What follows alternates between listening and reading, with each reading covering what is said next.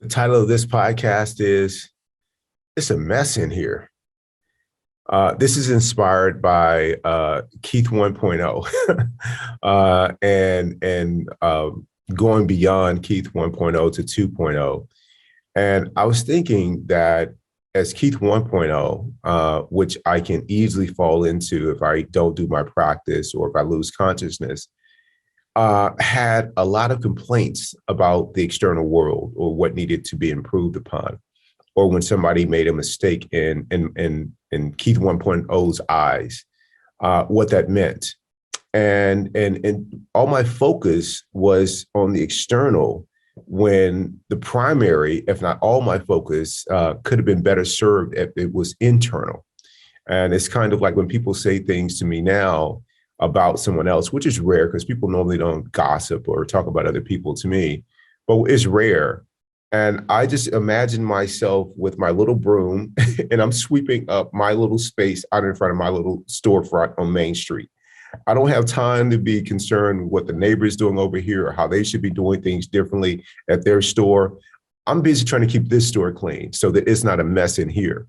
So the title of the podcast, It's a Mess in Here, describes what's going on inside of me when I am not calm and peaceful.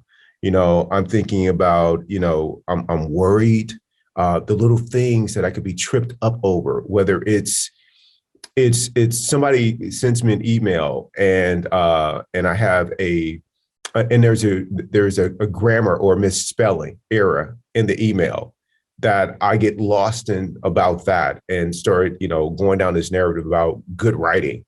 Or if I send out an email or a text message that has typos in it, or I will miss this amazing thing in front of me for some kind of small imperfection.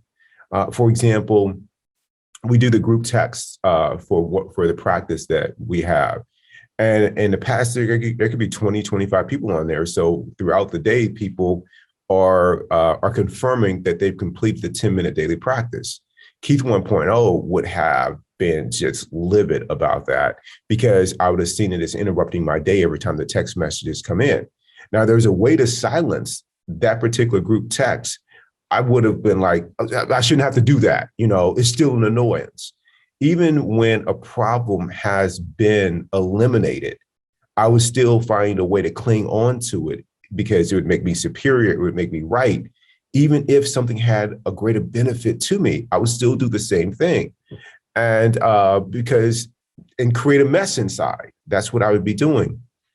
And a big way that I did it was judging situations that should be different. They shouldn't be this way. Anytime I use should, that's a recipe for creating a mess inside, or that people should be different, or people should have done this or said this, or I should have. All of those things are different than what the reality is at this present moment. And I want to be peaceful inside.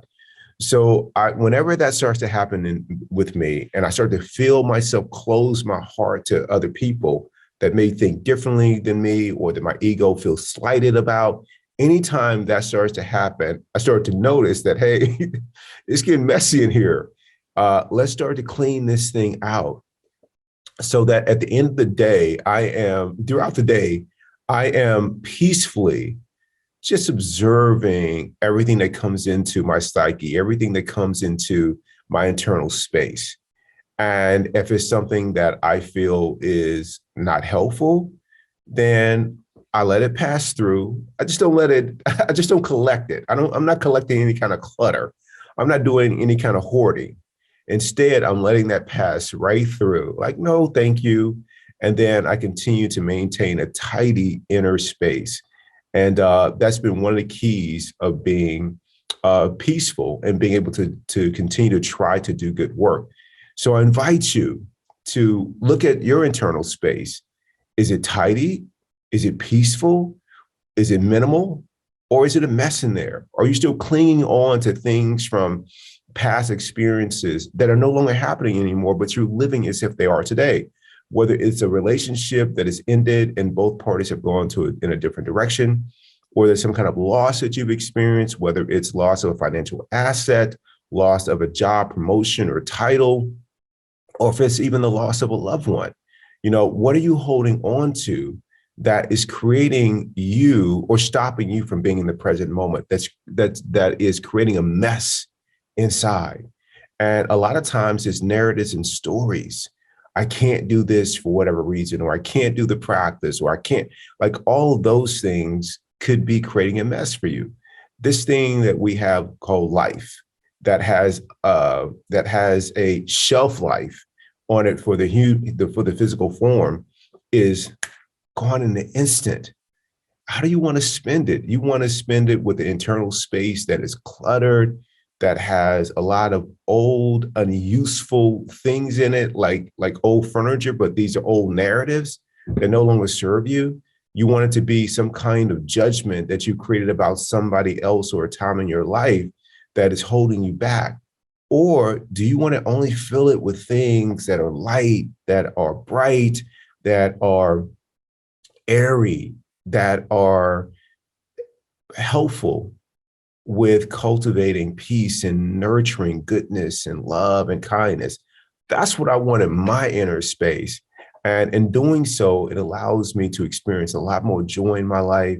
And it helps me be a consistent and a constant contributor to others with loving kindness. So take a little inventory, look around your place, and see whether it's nice and tidy, or if it was like I used to be, a mess, a mess in there.